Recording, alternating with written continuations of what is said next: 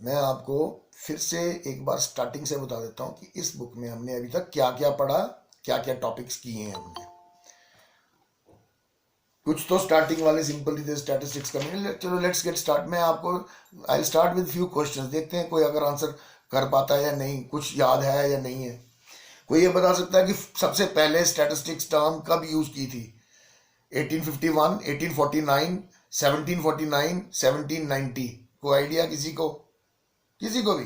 गलत सही सब चलेगा, मुझे गलत आंसर एक्सेप्ट है, चलेगा, लेकिन ट्राई करो।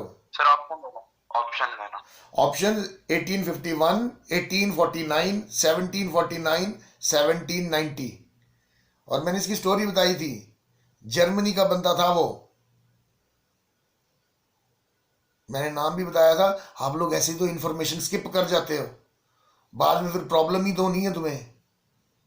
मैंने तुम्हें बताया था कि देख लो, तुम अंदाजे से लगा सकते थे कि कितने साल हुए हैं।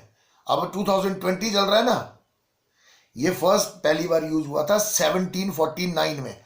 उसके बाद 100 साल हुए तो आया 1849, फिर 200 साल हुए तो आया 1949, और अभी और 29 ईयर्स के बाद आ जाएगा 2049, तो 300 साल हो जाएंगे। तो अभी मतलब 300 के लिए अभी 29 ईयर्स कम है, तो मतलब 271 ईयर्स हो गए। तो 1749 में जर्मन इकोनॉमिस्ट ने सबसे पहले ये टर्म यूज की थी, स्टैटिस्टिक, और उसने उसको स्वास्थ्य की तरह स्पेलिंग ली थी, स्टैटिस्टिक, स्टैटिस्टिक ऐसे करके। चलो फिर ट्राई मारते हैं। Statistics is the study of dash facts, qualitative, quantitative, both qualitative and quantitative, या फिर aggregate? Sir both qualitative and quantitative. चलो अंबू शाबाश बेटा, ट्राई तो की सारी। लेकिन तू मुझे अब तू बता, अब तूने बोला है तो कम से कम दिमाग तो चल रहा है। क्वालिटी कहाँ स्टडी करता है पुत्र? ये क्वांटिटेटिव स्टडी तो करता ही नहीं है, क्वालिटेटिव तो करता ही नहीं है स्टडी। ये सिर्फ मात्रा और संख्या को ही पढ़ता है। It studies only numbers, and numbers are quantitative. वो क्वांटिटी है, मात्रा है। क्वालिटी क्या ये किसी की ऑनेस्टी को नाप सकता है? समाज में हमारे यहाँ कितनी अलग अलग बुरी प्रथाएं हैं, उनको, उसकी बुराई को मेजर कर सकता है? क्वालिटीज को ये स्टडी नहीं कर सकता। तो क्वांटिटेटिव, बट फिर भी शाबाश, good, at least you give it a shot. अच्छा चलो ये बताओ कि स्टैटिस्टिक्स टर्म किसने यूज की थी? मैं नाम पढ़ देता हूं: Paul A Samuelson, Lord Robbins, J B Say, Gottfried एशनवॉल। तो कहा ट्राई, अटेम्प्ट तो मारो, किसी को अगर थोड़ा सा भी नाम का आइडिया होगा तो पता लगेगा। Paul A Samuelson, Lord Robbins, J B Say, या गॉटफ्रीड एशनवॉल?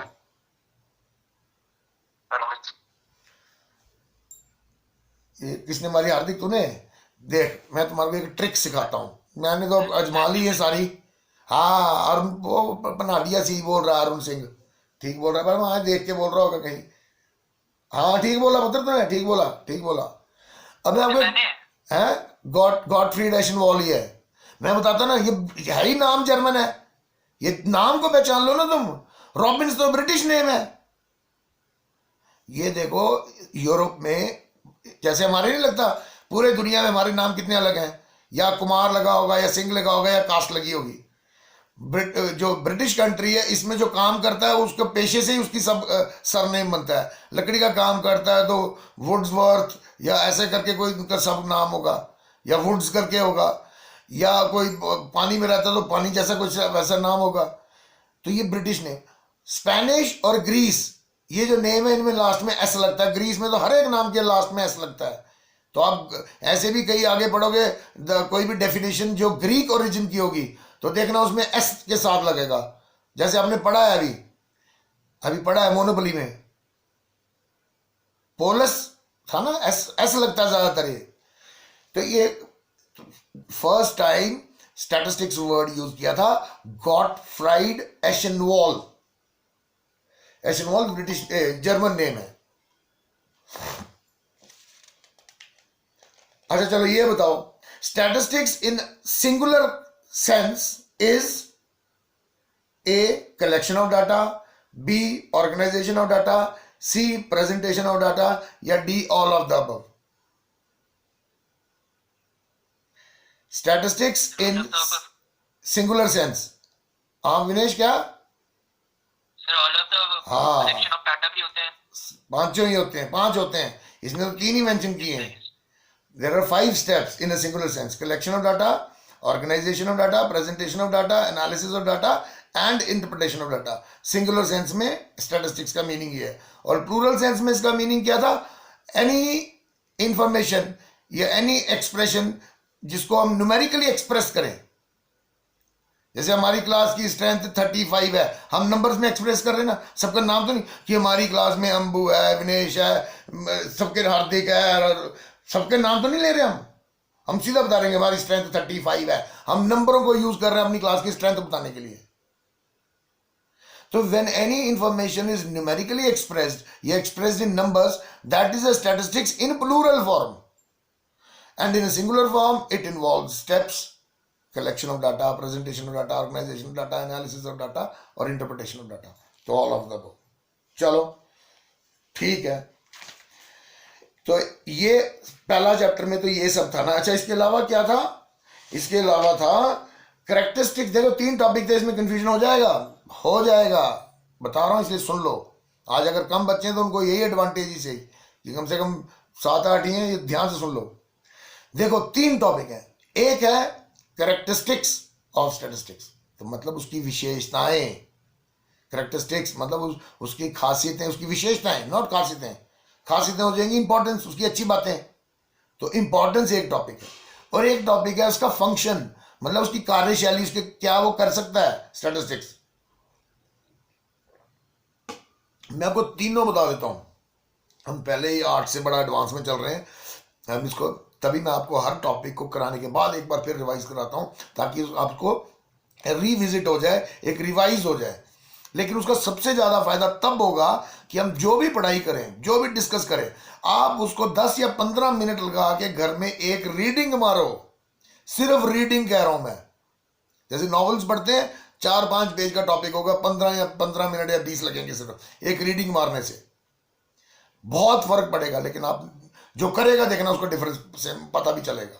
एनी हाउ, पहले मैं कराता हूं आपको फंक्शंस कराऊं या पहले करेक्टरिस्टिक्स करते हैं कि उसके फीचर्स क्या हैं इसके स्टैटिस्टिक्स के. जैसे statistics is aggregates of facts. जैसे बहुत सारी जानकारी का इकट्ठापन है, टोटलिटी में है, एग्रीगेट है. तो देखो, जैसे अभी मैं आपको एग्जांपल कि हमारी क्लास की स्ट्रेंथ है 35, या मैं 35 के 35 नाम लेता लड़के और लड़कियों के, तब वो बात होनी थी. अदरवाइज मैंने सीधा बोल दिया सारे फैक्ट्स के एग्रीगेट करके कि 35, इसमें से बॉयज इतने, गर्ल्स इतने. अगर हम और डिटेल में चलें तो it is aggregate of facts. दूसरा, statistics are affected by the marked extent of multiplicity of causes. कि किसी भी जो संख्या होती है, जैसे अभी आप हम 35 क्यों है, ये कई चीजों से प्रभावित है ना. कि भाई जो एवरेज मार्क्स आए, मतलब 60 और 75 के बीच में आए, ये बच्चे जो आए वही आए ना कॉमर्स में हमारे पास. तो ये कितनी चीजों से प्रभावित हुआ. मैथ के मार्क्स से प्रभावित हुआ आपका ये सेक्शन. अच्छा, फिर 10th में किसने कौन से सब्जेक्ट पढ़ाए थे उसके तो एक संख्या, कोई भी संख्या लो यार, आप मैच का एवरेज ले लो, तो उसमें फील्डिंग भी आती है, कीपिंग भी आती है, बॉलिंग भी आती है, मोरल भी आता है. तो बहुत सारी चीजें प्रभावित करती हैं. तो एक करेक्टरिस्टिक्स ये है स्टैटिस्टिक्स का कि स्टैटिस्टिक्स इज अफेक्टेड बाय बहुत सारे कॉजेज, बहुत सारे फैक्टर्स उसको प्रभावित करते हैं. ठीक है. फिर एक तो थर्ड वाला तो कॉमन ही है कि स्टैटिस्टिक्स आर न्यूमेरिकली एक्सप्रेस, कि स्टैटिस्टिक्स में हर जानकारी को हम नंबरों में ही एक्सप्रेस करते हैं. अच्छा, फिर statistics is collected in a systematic manner. ऐसा नहीं है कि जो भी मन में आया लिख दिया और वो स्टैटिस्टिक्स बन गया. नहीं, स्टैटिस्टिक्स का अभी तो हम पढ़ रहे थे डेफिनेशन में ही कि उसके स्टेप्स हैं: collection of data, organisation of data, presentation of data. तो ये सिस्टमैटिकली तो कलेक्ट किया हुआ है ये. तो it is a systematically done business. ऐसा नहीं है कि ऐसे ही कुछ भी कर दिया. अच्छा, statistics are collected for a predetermined purpose, कि जब भी हम किसी एक संख्या को कलेक्ट करने जाते हैं या कर रहे हैं, उसका जो ऑब्जेक्टिव है या लक्ष्य है वो पहले से ही निर्धारित होता है हमारा. जैसे मान लो हमने ट्रैफिक फ्लो का सर्वे करना है, तो पहले ही तय किया ना हमने, वी डिसाइडेड पहले कि हमने सर्वे करना है ट्रैफिक के ऊपर, फिर ही जाके हम सारा आगे के प्रोसीजर करेंगे, तो उसका ऑब्जेक्टिव प्री डिटर्मिन्ड होता है। अच्छा, लास्ट है statistics should be placed in relation to each other, कि वो आप एक दूसरे की तुलना में भी इस्तेमाल कर सकते हो उसको। तो ये हो गए कैरेक्टरिस्टिक्स ऑफ स्टैटिस्टिक्स, की स्टैटिस्टिक्स की विशेषताएं। अच्छा, इंपॉर्टेंस तो कैसी तरह के टॉपिक थे कि वो किस किस के लिए हेल्पफुल है, उसके लिए तो मैंने आपको बताया था, आपकी किताबों में तो 3 4 5 पॉइंट दिए होंगे, आप अगर थोड़ा सा अपना दिमाग लगाओ तो कितने पॉइंट्स तो तुम खुद से भी बना सकते हो। कौन सी ऐसी फील्ड है जिसमें स्टैटिस्टिक्स यूज नहीं होती, मुझे आप ही बता दो। चलो, धर्म पूजा वगैरह डाल लो तो उसमें भी होता है मन के 108 होते हैं, तो नंबर ही तो यूज हो रहे हैं पूजा के लिए भी। इतने हजार मंत्र पढ़ो, 5 वक्त की नमाज पढ़ो, तो ये नंबरों का तो खेल हर जगह ही है। तो इधर किताब में क्या दिया हुआ कि स्टैटिस्टिक्स इन इकोनॉमिक्स, तो इकोनॉमिक्स में तो हम पढ़ ही रहे हैं, स्टैटिस्टिक्स हमारा सब्जेक्ट ही है, तो इकोनॉमिक्स को तो स्टडी करने में हेल्प करता ही है ये। अच्छा, प्लानिंग, किसी भी देश की जो इकोनॉमिक प्लानिंग होती है, चाहे वो बजट की प्लानिंग है, एक्सपोर्ट इंपोर्ट की प्लानिंग है, सब में स्टैटिस्टिक्स और नंबर्स का रोल है, इंपॉर्टेंस है। फिर स्टैटिस्टिक्स इन बिजनेस, बिजनेसमैन के लिए नंबर ना हो तो उसको तो यही ना पता चले कि मैं प्रॉफिट में जा रहा हूं या लॉस में जा रहा हूं, तो बिजनेस का तो आधार ही है नंबर्स, नंबरों की मदद से ही तो वो सारा बिजनेस कर पाते हैं। फिर एडमिनिस्ट्रेशन, पर आप यही क्यों देख रहे हो, आप मेडिकल साइंसेस लो, जो मेडिकल फील्ड है उसमें स्टैटिस्टिक्स का काम है, नंबर के आधार पे आपकी ब्लड शुगर को नापा जाता है, नंबरों के आधार पे आपका बीपी, फिर कल इतना बीपी था 100 इतना बाई इतना, आज इतने बाई इतने हैं, तभी उससे आपकी हेल्थ कंपेयर होती है। आपका यूरिक एसिड लेवल इतना बढ़ गया है, आपका वो पता नहीं क्या क्या सारा, कभी भी आप ब्लड टेस्ट की रिपोर्ट देखना, कभी आप किसी पैथोलॉजिकल लैब से अगर कोई टेस्ट करवाओगे, आप देखना नंबर ही तो लिखे होते हैं, सिर्फ एक वेरिएबल चेंज होता है लेफ्ट वाला, जिसको स्टब हेडिंग्स बोलते हैं हम, कि भाई शुगर इतना, यूरिया इतना, ये इतना, फलाना इतना, ढीमका इतना, बाकी तो सारा it is all full of statistics. तो statistics also helps in medical profession also. तो कितने प्रोफेशन है, ट्रांसपोर्टेशन, ट्रांसपोर्टेशन में कितने का ट्रक आया फिगर में है, 1 लीटर में इतने किलोमीटर चलेगा और 1 लीटर तेल इतने में आता है, तो सारा नंबरों की मदद से तो पता चलता है। सो काफी इंपॉर्टेंस है, हम अपने मन से भी बना सकते हैं।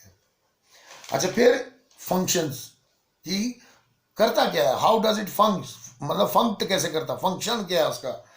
तो पहला, it helps in understanding economic problems, मतलब कई ऐसी प्रॉब्लम होती हैं जिनको हम समझने के लिए ऐसे ना समझ पाते शायद, लेकिन जब हम उसको क्वांटिफाई करते हैं, मतलब ऐसे कहना हो यार बड़ी बेरोजगारी है, बड़ी बेरोजगारी है, तो वो तो समझ नहीं ना आएगा कि कितनी है, लेकिन जब हम कहते हैं कि 12% बेरोजगारी है, तो लगता है कि इतने करोड़ लोगों में से, वर्किंग पॉपुलेशन में से इतने जो है बिले हैं।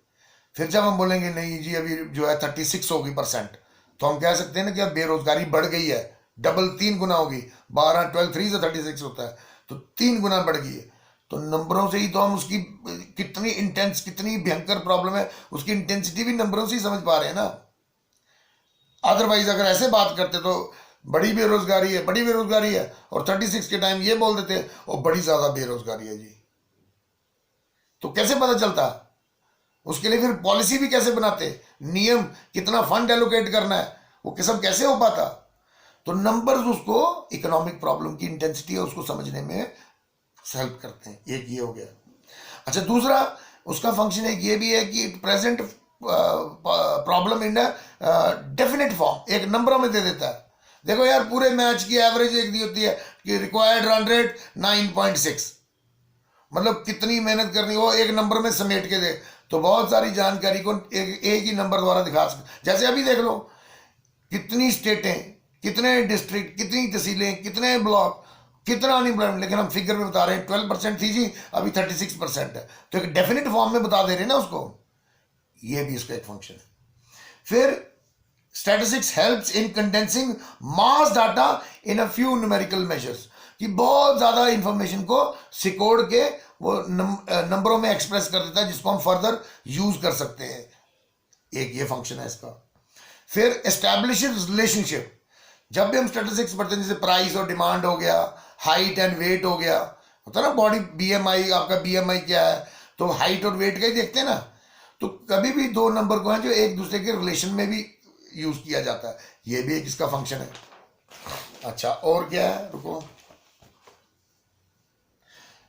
Helps in formation of policies and plans, ये तो हम अभी डिस्कस किया कि किसी भी देश की नीतियां कानून बनाने में स्टैटिस्टिक्स हेल्प करता है, क्योंकि स्टैटिस्टिक्स की मदद से, नंबरों की मदद से हमें प्रॉब्लम और उसकी गहनता, कितनी सेवियर प्रॉब्लम है, सेवियरिटी पता चलती है, फिर उसके अकॉर्डिंग ही उसकी पॉलिसीज, उसके लिए नियम कानून बन पाते हैं।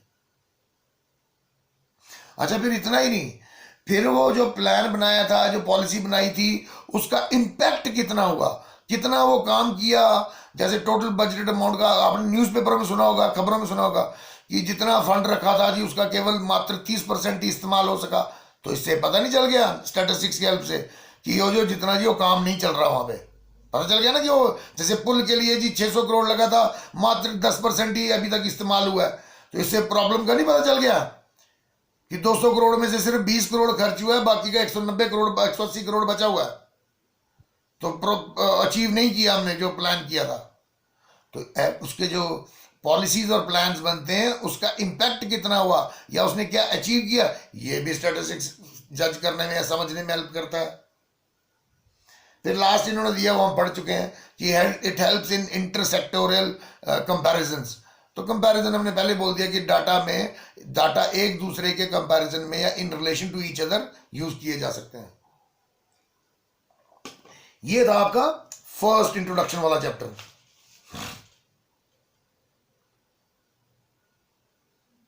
अच्छा, कुछ इसकी लिमिटेशंस भी हैं, जैसे कि ये कभी इंडिविजुअल को, limitations of statistics, it does not study individuals, व्यक्ति विशेष को नहीं पढ़ता, ये ग्रुप ऑफ व्यक्तियों को पढ़ता है। क्योंकि हमने पढ़ा ना अभी correct, it is aggregates of facts, ये एक व्यक्ति का को नहीं स्टडी, ये बहुत सारे व्यक्तियों को स्टडी करता है। दूसरा, विदाउट रेफरेंस स्टैटिस्टिकल रिजल्ट में भी, जैसे हम बोल दें स्टडी की हो हाइट की और लिख दें हम वेट में, तो बाद में पता चले एवरेज वेट निकल रहा है 5.6, जबकि वो एवरेज हाइट थी।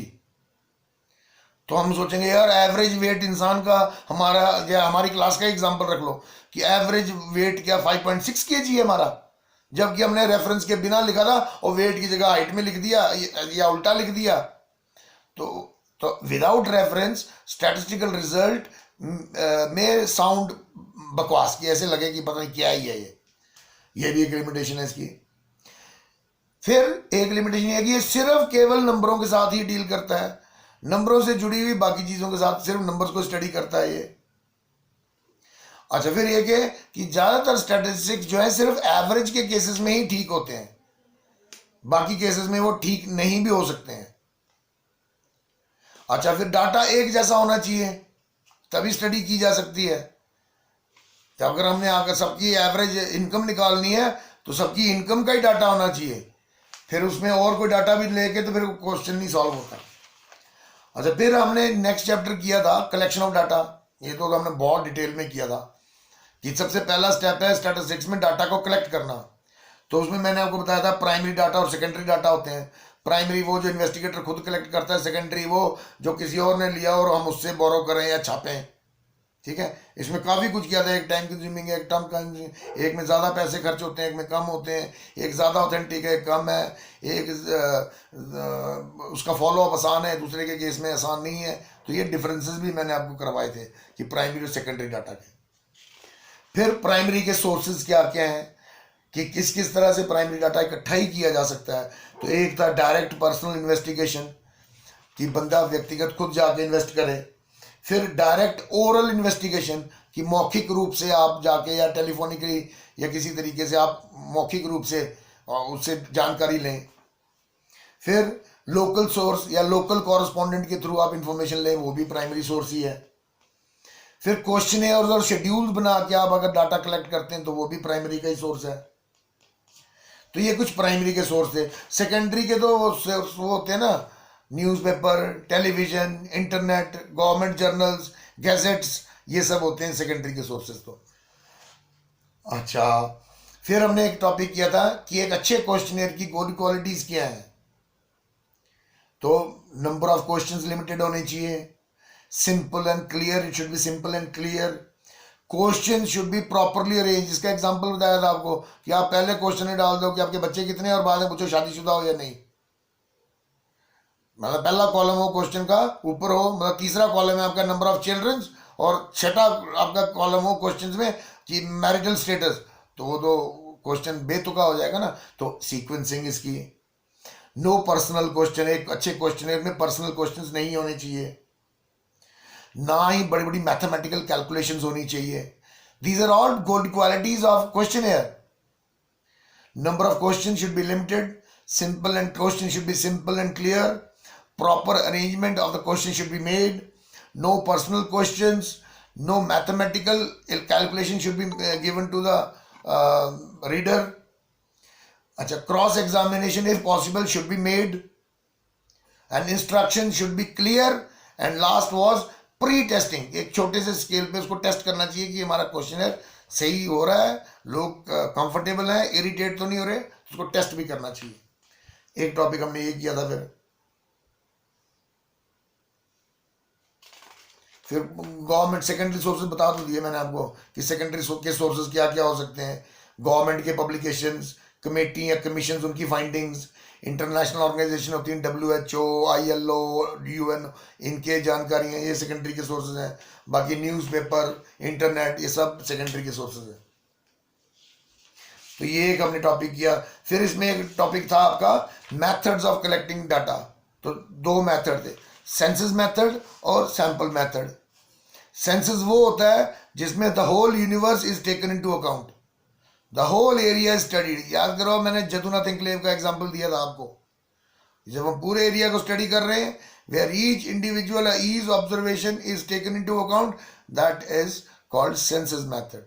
But when few representatives from the whole universe are taken to study and to find conclusions is known as sample method. याद करो, जैसे वही जदुनाथ वाला एग्जांपल ले लो कि हमने 6 क्वार्टर ओआर्स के लिए, 6 JCU के लिए, 6 ऑफिसर्स के लिए, और उसके बेसिस पे अपनी फाइंडिंग है कैलकुलेशन कर ली, तो दैट बिकम सैंपल मेथड।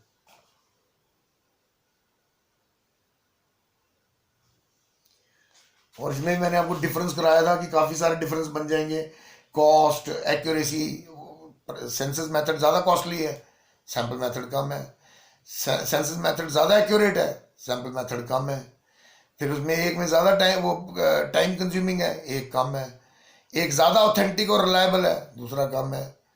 तो इस तरह के डिफरेंसेस कराए थे। स्किल्स, एक में बड़ी ज़्यादा स्किल्स चाहिए, एक में ऑर्डिनरी स्किल्स भी चल जाएंगी। फिर methods of sampling, types of sampling, simple और रैंडम सैम्पलिंग कि भी ऐसे रैंडमली कोई भी उठा लिया, कोई भी 3 क्वार्टर ले लिया, कोई भी वो ले लिया। फिर स्ट्रैटिफाइड सैम्पलिंग जिसमें हम अलग अलग लेयर्स में कि इधर से 2 ले लिए इन्फेंट्री के JCO, 2 कोर के JCO ले लिए, तो अलग अलग लेयर्स में से भी ले लिए, तो that become stratified sampling. Systematic sampling जिसमें हम सिस्टम ही एक फिक्स फॉर्मेट कि हर 5वें आदमी को हमने लेना है, या हर 10वें आदमी को हमने कैलकुलेट, तो एक सिस्टमैटिक हो गया। पर्पस कोटा सैम्पलिंग है तो कि ऊपर से 10 ले लिए, नीचे से 10 ले लिए।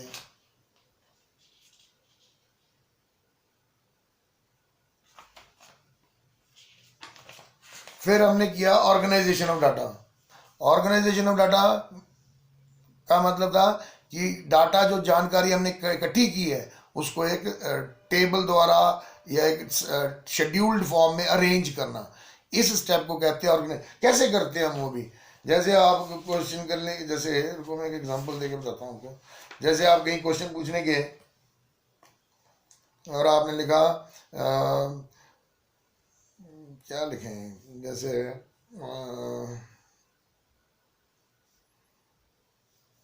अच्छा क्लास के ले लेते हैं 10 to 20, 20 to 30 और 30 to 40।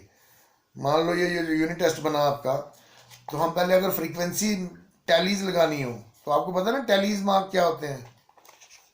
जैसे मान लो एग्जांपल ले रहा हूँ कि जैसे इसमें 2 ही बच्चे हैं, हालांकि 2 भी ना हो, इधर है 3 4 5 बच्चे हैं, इधर है 8 बच्चे हैं, तो ऐसे लिखेंगे ना। जब 2 लिखना होगा 2 टैलीज लगा देंगे। मान लो 0 से 10 के बीच में जिनके मार्क्स आए वो 2 बच्चे हैं तो 2 टैली लगा दी। 10 से 20 के बीच में जितने हैं वो मान लो 5 बच्चे हैं तो 5 का बंडल ऐसे बनता है। ये भी पता है आपको या नहीं पता? ये भी, ये तो छोटी क्लासेस में पढ़ा होगा आपने। 5 का बंडल सर बनता पता है। है। जैसे मान लो 8 दिखाने हैं तो आप 5 का एक बंडल दिखाओगे, 3 एक दिखाओगे। तो अगर आपको 10 दिखाने हैं तो ऐसे दिखाओगे, 2 बंडल्स की तरह। तो ये क्या कर रहे हैं? हम डाटा को ऑर्गेनाइज ही तो कर रहे हैं। नहीं तो अगर हम ऑर्गेनाइज नहीं करते तब तो ऐसे लिखने पड़ने ना। मान लो किसी के थे 6.5, फिर किसी के थे 7, फिर 10 से 12 के बीच में 5 बच्चे, 11, 11.5, 12 और एक के 13। तब तो फिर हमें ऐसे लिखने पड़ने थे सारे नंबर, सबके अलग अलग नंबर ही लिखने पड़ने थे। लेकिन जो ये तो सिर्फ मैंने भी सिर्फ 7 बच्चों के लिखे हैं। लेकिन जब इसको हम टैलीज में लगा देते हैं और एक ये ऐसे नंबर दे देते हैं उसको, तो ये system, this process is called organisation of data. We are organising the vague and scattered और द रॉ डाटा। जो एकदम रॉ फॉर्म में है डाटा, उसको हम थोड़ा सा संगठित कर रहे हैं, इसका ऑर्गेनाइज कर रहे हैं उसको। तो ये दिस प्रोसेस और this step is called organisation of data या क्लासिफिकेशन ऑफ डाटा। अब इसके ऑब्जेक्टिव्स क्या है, क्यों किया जाता है ये? देखो, to present the information in a simple form. देखो तो सच है ना, ऐसे समझ आ रहा था कुछ? ऐसे ऐसे तो नहीं ना समझ आ रहा था कि पता नहीं क्या लिखा है ये। लेकिन जैसे हमने ऐसे बना दिया तो उसका मतलब नहीं समझ आने लग गया कि 0 से 10 के बीच में 2 है, 10 से 20 के बीच में 5 है, 20 से 30 के बीच में 8 है, 30 से 40 के बीच में 10 है। अब वो समझ आने लगी ना। तो यही उसका पहला ऑब्जेक्टिव है, to present the information in a simple form. दूसरा, टू फैसिलिटेट कंपैरिजन। टेबल में बनाने के बाद कंपैरिजन आसान हो जाता है। तीसरा, साइंटिफिक अरेंजमेंट। ये साइंटिफिक इसलिए है, इसको साइंटिफिक वर्ड क्यों दिया कहा जा रहा है? क्योंकि ऐसा बनाने के बाद ही तो आप मीन निकाल पाओगे, मीडियन निकाल पाओगे, मोड निकाल पाओगे, डिस्पर्शन निकाल पाओगे, कोरिलेशन निकाल पाओगे, कितनी चीजें निकाल पाओगे जब वो। तो scientific arrangement. So this data is arrange scientifically. Scientifically means it can be used further, ये आगे भी इस्तेमाल हो सकता है। अच्छा, फिर लास्ट इन ऑब्जेक्टिव दिया, to provide the base for presentation of data. देखो ना, मैं आपको यही बना के दिखाता हूं। ये आ गया मार्क्स, यहाँ आ गया number of students, 0 to 10 to 20, 30, 40, 2, 5, 8। देखो,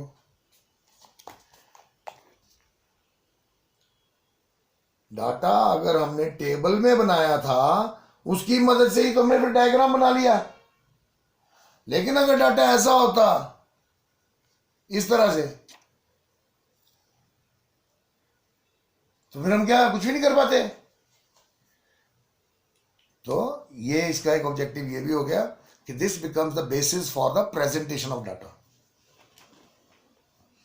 फिर कैरेक्टरिस्टिक्स ऑफ क्लासिफिकेशन, कि भी क्या इसकी विशेषताएं हैं जो हम क्लासिफिकेशन या ऑर्गेनाइजेशन, मतलब टेबुलेशन, जिसको टेबल में बना रहे हैं, जो इसकी कैरेक्टरिस्टिक्स क्या है? तो बड़ा सिंपल है, सिंपल सी बात है, कॉमन सेंस है। पहला, कॉम्प्रिहेंसिवनेस ऑफ डाटा, कि ये सारा कुछ कवर कर लेता है, टेबल में सारी जानकारी आ जाती है पूरा।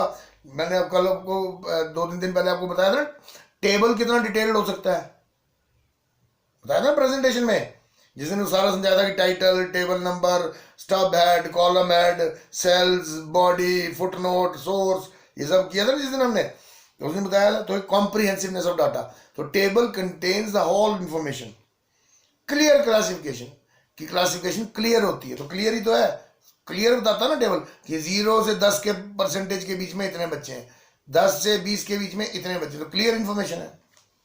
फ्लेक्सिबिलिटी, कि न्यू कंडीशंस अगर दे क्वांटिटीज की तो उसके अकॉर्डिंग भी अडेप्ट कर सकता है। अर्थमेटिकली एक्यूरेट, तो जब टेबल बना होगा उसका जो भी कंक्लूजन निकलेगा वो मैथमेटिकली भी एक्यूरेट होगा। सूटेबल टू ऑब्जेक्टिव्स, कि जो हमने लक्ष्य तय किया था पहले उसके अकॉर्डिंग ही टेबल बनते हैं, तो वो सूट करता है। एंड होमोजेनिटी ऑफ डाटा, क्योंकि टेबल में वही डाटा आ सकता है जो एक समान हो, जैसे इधर अगर मार्क्स थे, इस टेबल में अगर मार्क्स थे तो तभी एक मार्क्स आ पा रहे हैं सारे, अगर इसके मार्क्स की जगह हाइट दी होती या क्लास की सेक्शंस दी होती फिर वो टेबल नहीं बन पाना था। अब क्योंकि इसमें होमोजेनिटी है, यूनिफॉर्मिटी है, एक समानता है कि ये 40 मार्क्स का पेपर है और सबके मार्क्स दिए हुए हैं ये, तो भाई कितने में से कितने में कितने बच्चे आए, तो यूनिफॉर्मिटी है, एक होमोजेनिटी बनी हुई है इसमें। फिर मेथड्स ऑफ क्लासिफिकेशन, कि क्या क्या आधार होते हैं क्लासिफिकेशन का, तो बड़ा सिंपल थे। क्रोनोलॉजिकल एक क्लासिफिकेशन हो गई, क्रोनोलॉजी होती है जो टाइम लाइन के बेस पे, जब मंडे ट्यूसडे वेडनेसडे इस बेस पे डाटा दिया हो, या जनवरी फरवरी मार्च इस बेस पे डाटा दिया हो, या 1971 72 73 इस आधार, तो वो क्रोनोलॉजिकल डाटा हो गया। फिर जोग्राफिकल क्लासिफिकेशन, जब जोग्राफी के आधार पर टेबल बनाए गए हों, जैसे जम्मू कश्मीर, हिमाचल, JNK ये हो गया, या Udhampur district, Jammu district, Reasi district के बेस पे हो गया, या north India, south India, east India, waste India, वो एक बेसिस हो गया। तो जोग्राफी के आधार पर जब डाटा को क्लासीफाई किया जा रहा है, that become geographical basis. Quantitative classification तो सीधा है कि जब नंबरों के आधार पर अलग अलग वर्गों में बांटा जा रहा है, जो कि नॉर्मली टेबल होते हैं, तो दैट इज क्वांटिटेटिव। क्वालिटी, जब इसमें हम इंसानी ट्रेड्स या उसके बिहेवियर, बर्ताव को भी ले आए बीच में, कि जैसे इसमें से एजुकेटेड कितने हैं, अनएजुकेटेड कितने हैं, उसमें से ओल्ड एज कितने हैं, यूथ कितने हैं, उनमें से ऑनेस्ट कितने हैं या डिसऑनेस्ट कितने हैं, तो इस तरह का अगर कोई हम टेबल बनाते हैं या वर्गों में बांटते हैं तो दैट बिकम्स क्वालिटेटिव क्लासिफिकेशन। फिर आपको मैंने बताया था स्टैटिस्टिकल सीरीज, कि there are only 3 types of series. ये बताया ना कि जब हम एक एक नंबर लिख के बताते हैं, जैसे भी आपको मार्क्स का एग्जांपल देके बता रहा, दैट बिकम्स इंडिविजुअल सीरीज। लेकिन जब हम उसको हम इस तरह से दिखाते हैं, इस तरह से सिर्फ मार्क्स और नंबर ऑफ स्टूडेंट्स, मार्क्स और नंबर ऑफ स्टूडेंट्स, रेंज नहीं बनाते पर, तो दैट बिकम्स डिस्क्रीट सीरीज। लेकिन उसमें ही जब हम मार्क्स की या उस वैल्यू की एक रेंज बना के नंबर ऑफ स्टूडेंट्स या फ्रीक्वेंसी लिख रहे हैं, तो दैट बिकम्स कॉन्टिन्यूस सीरीज। तो 3 तरह की सीरीज होती हैं, इंडिविजुअल सीरीज, डिस्क्रीट सीरीज, जिसमें एक्स और एफ दिया था वो डिस्क्रीट हो गई, और जब क्लासेस या एक रेंज में वैल्यू की एक रेंज बना दी जाए और उसके अकॉर्डिंग टेबल बनाए जाए, that becomes continuous series.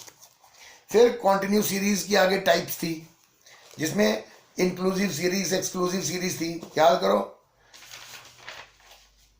Less than और मोर देन नहीं कराया था मैंने आपको, ये रहा मेरा एग्जांपल, तो ये रहा, yes sir. Less than series and more than series.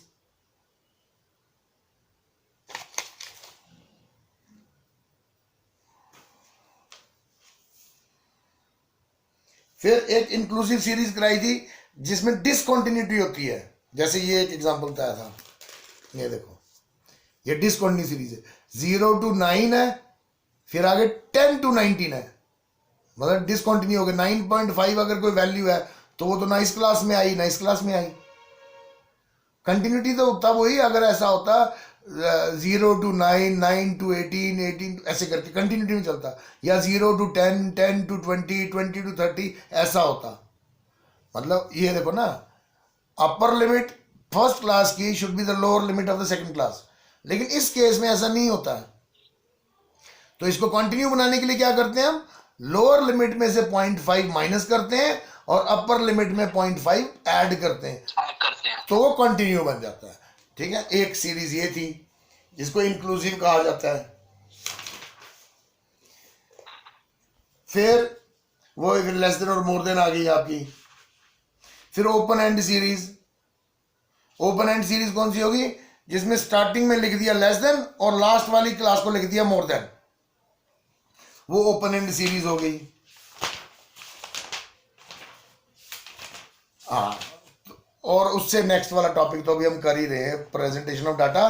इसमें लास्ट क्लास में आपको मैंने टेबल बताए थे, टेबुलर प्रेजेंटेशन, और जिसमें हमने काफ़ी कुछ कवर किया था कि टेबल में क्या क्या होता है, गुड क्वालिटीज ऑफ टेबल, ये सब हमने किया था ना लास्ट क्लास में, है ना। तो ये अभी तक हमारा स्टैटिस्टिक्स का टॉपिक्स हुए हैं, और मैं तो यही होप कर रहा हूँ, क्योंकि you never know, it is already November is coming, तो हमारा अभी काफ़ी टाइम निकल गया है, और 11th क्लास में तो we are hardly left with 2 months, तो 3 मंथ्स, नवंबर दिसंबर जनवरी। तो 90 और 100 डेज का खेल है। अब इन 90 या 100 डेज में या तो तुमने 11th क्वालिफाई करनी है या कुछ और करना है, ये तुम्हारा डिसीजन है। और लिखने की प्रैक्टिस बेटा, मेरे भी बच्चे पढ़ते हैं तो मुझे भी पता है, लिखने की प्रैक्टिस ही नहीं रहेगी तुम्हें, तुम लिख ही नहीं पाओगे। मेरे वर्ड्स याद रखना,